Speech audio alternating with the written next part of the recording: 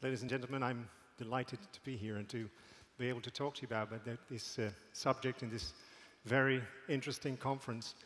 I'm going to talk to you about Solaroad, which is basically a road system, a road network that provides renewable energy for all kinds of sources, but specifically also for mobility.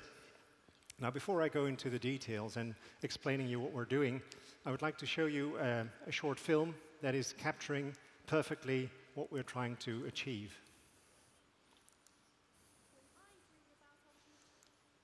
Oh, too quick.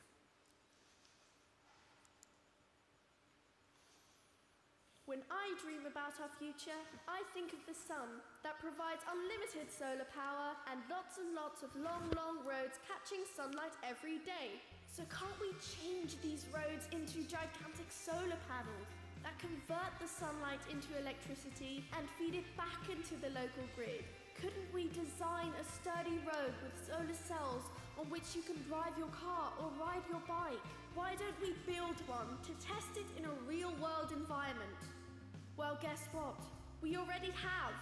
We call it Solaroad.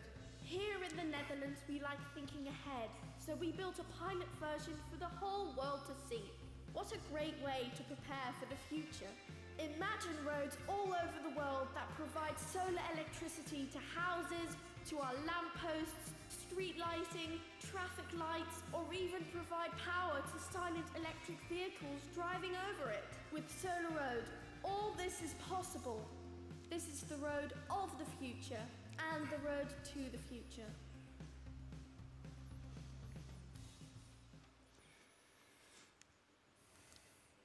Well, when I talk about this with people on birthday parties or actually anywhere else, most people, the first question they ask me is, why on earth are you trying to put PV cells, this fragile solar technology, into roads, the most hostile environment you can imagine for this type of technology? Look around. How many rooftops are not available to put those solar panels on? Why bother putting it in roads? And of course, I fully agree with him. I mean, why don't we put solar panels on our rooftops? But fortunately, we see that due to the drastic reduce of the cost and the prices for solar technology, we see that more and more people are putting solar panels on their rooftops. And companies are doing that increasingly. And the rate at which this is going is still accelerating. But on the other hand, if we look at the ambitions that we have towards the reduction of carbon emissions and towards the production and generation of renewable energy, then we need to do much more. And solar can play an important role in that generation of renewable energy, but then we need area. And in densely populated areas like the Netherlands, where I come from, but also many other urban areas around the world, space is not something that is available in abundance, and you want to integrate these solutions optimally in the built environment. Now, in that respect, roads are a very interesting perspective because we have lots of them. In the Netherlands alone, we have 140,000 kilometers of road network, which together form more than twice the area that we have available on rooftops. So if we are successful in integrating solar technology into our road network, then we can hugely extend the potential for the generation of solar electricity without taking extra space, without disturbing the environment, but simply in the road network and the roads that we simply build and use anyway. And you can use that electricity, of course, for all kinds of purposes. There can be local use, like the public lighting along the roads or the traffic light systems. It can be for households that are next to the roads. But wouldn't it be great if in the future we could also use this energy and feed it back into the cars, the electric cars that drive over our roads? Because then we would make a huge step towards energy neutrality in the mobility system. Now, this is the dream, so to speak, we started with in 2009. Wouldn't this be fantastic if we can realize this? And if you want to realize it, then you have three systems to develop. Of course, you have to have a car that drives electrically. Well, there is no car company anymore that does not develop electric models. You have to have a charging system. This is also something that is developing very rapidly. And you have to have a road that can capture this solar energy and convert it to electricity. And that is what we are doing. And if you are successful in doing this, then it contributes to a great deal of very important issues in especially the urban environment.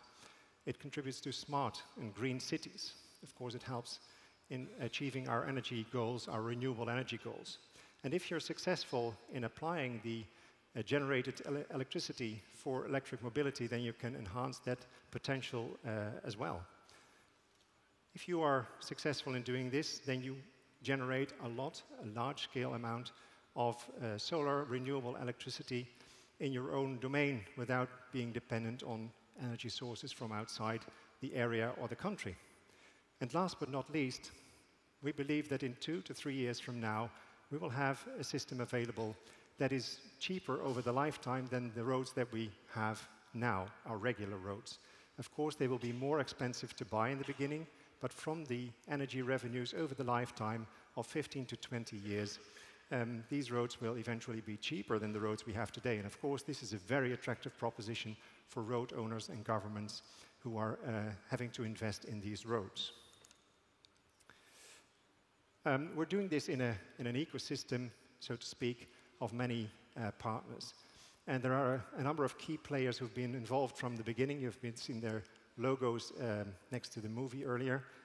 And the essence of it is that we work in the triple helix. So we have government involved, heavily involved, and I think that's very important because governments are the future client. They are the ones that have to adopt this innovation and roll it out on a large scale. We have the industry, of course, tremendously important because they have the power to really build this and to roll it out. And we have the knowledge and R&D institutes which are providing and developing the technology that is needed to complete this challenge and to have these roads available large scale for an affordable cost. Now let me start with, this is a picture of what it looks like at the moment. This is the first generation that we have been developing. There with the policy was, let's use what's commercially available where possible and innovate only on those aspects that are really needed. Well, there were a number of these innovations that we had to develop, and one of them was the top layer. Because if you build these type of roads, which basically consists of, in this case, a concrete base, then a dedicated PV panel on top of it, and that is coated with a skid-resistant coating, then this top layer needs to combine a number of functions. It has to be skid-resistant, it has to be transparent, of course, otherwise there will be no light hitting the solar cells underneath. It will have to be very durable, and it must not attract dust or keep the dust fixed. Now, this is a combination of properties that was not available in any commercially available product. So we had to develop this specifically, and you can see that we really had to start from scratch. On the left side, you see our first attempts, but now I think we have quite a good product that works quite well. Now, we piloted this technology as soon as possible because we realized this is not only a technological innovation. If this really is to be successful, then a lot of stakeholders have to deal with it, and a lot of changes have to be made for them to accept it. So we want to pilot it in an early stage to also create their thinking power and their internal processes to start adopting this type of technology. So we built a pilot bike road near Amsterdam, 25 kilometers from Amsterdam. It's only a stretch of 70 meters, and it consists of this type of panels, 2.5 meters by 3.5 meters. It's based on a normal foundation that you would use for any bike road, and it's actually part of an existing publicly available bike road where more than 2,000 cyclists each day commute from work to home or to school. If you look properly, you can see that the PV panels are only integrated in one lane. That is the right side of the road, and the other side is just simple concrete. And the reason for that is that when we started discussing this type of solutions, we got a lot of concerns from bikers, from the users, and they said, wow, we're not going to ride over glass panels. This is very dangerous because it will be slippery when it's raining, and if it breaks, then there will be shards, and that's dangerous. So they were quite reluctant to accept that this would be a reliable solution. So we gave them the opportunity to choose the the other lane, the concrete lane, if they would really be concerned, and we installed a camera to observe their behavior. And what happens? Nobody cares. Everybody just takes the lane they are supposed to use. Nobody changes lanes. Actually, when we ask the cyclists what they think about this type of road, then they usually say, what do you mean? What's so special about this road? They don't even notice that it is different than the roads they are used to. So actually, it is just a regular bike road.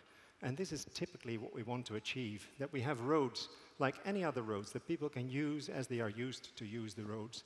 But in the meantime, they are secretly harvesting solar energy, and in this case, feeding it back into the electricity grid. But it is not in all respects, of course, a regular road, because when we opened it, it turned out that the whole world was very interested in seeing what we were doing. There was a huge surge of publicity and acknowledgement, and that still remains today. And that, I think, is a very important stimulus for us to continue this work, because I think we're really at the front of something important here. Well, the pilot has been in operation now for almost 2 years, and so far it has been very successful. So we've been looking at a couple of goals. So the one was, how is it performing technically? Of course, we had teething problems that we had to solve, but this is typically what you want in a pilot. But it still runs very nicely with minimum disturbance to the users. The road owner is quite satisfied because he doesn't have any issues, and that's what he wants. The energy production was even higher than we expected it to be.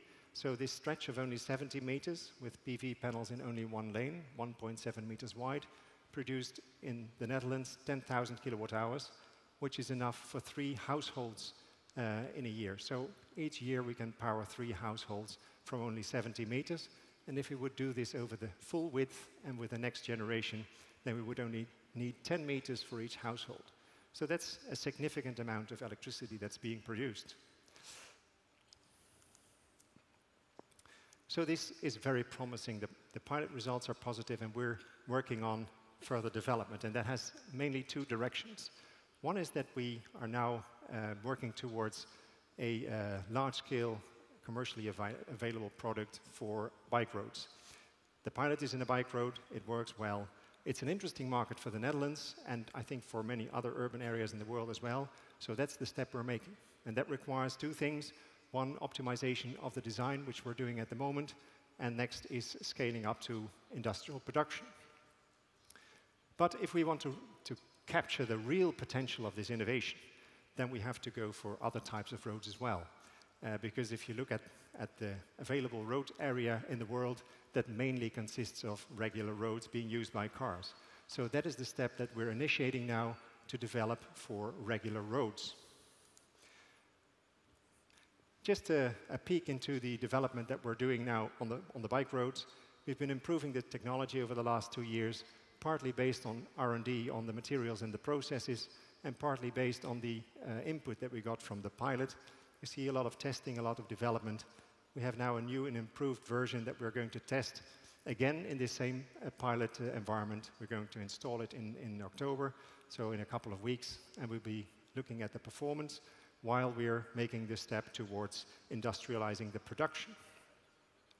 And there's a lot of interest from a lot of other governments in the Netherlands and also abroad, and that means that we are also going to realize follow-up projects based on this improved technology. And the other step is going towards regular roads, and there is also, I think, the main link towards catching up with the dream that I sketched to in the beginning, that we had in 2009. Wouldn't it be fantastic if we could use this energy from the road and power the vehicles that drive over it? One of the pilots that we're probably going to do is in a bus lane. And bus lanes, we build a lot of bus lanes in the Netherlands, who are just used by buses, 10 buses, 12 buses, 15 buses per hour, that's all. And the rest of the time, they're just catching sunlight. So we can then convert that sunlight into electricity. And what we also see is that in addition to the hydrogen buses, we also see that electric buses are becoming more and more popular. And in the concessions that we see in the Netherlands, electric buses are entering the market. Now, that would be a tremendous opportunity to make the match between an energy generating road, a bus lane, and electric buses to see how we can provide this electricity for the mobility that is driving over it and making this step towards energy neutral public mobility. And of course, the international potential is huge, because if you look at the Netherlands, that is in the top, very green, and if you look at the solar intensity all over the world, where they have all roads, this has a huge potential. And recently we have had a lot of interest, especially from California, and when you look at the solar intensity, you can see why, because there the profitability of this type of solutions will evolve even much more rapidly than we can do in the Netherlands. So one of the things that we are going to do is to team up with Caltrans in California and realize a pilot in their area. So I think, ladies and gentlemen, this is a very interesting development, and we think that Solaroad is not only the road of the future, but also a route to the future. Thank you very much.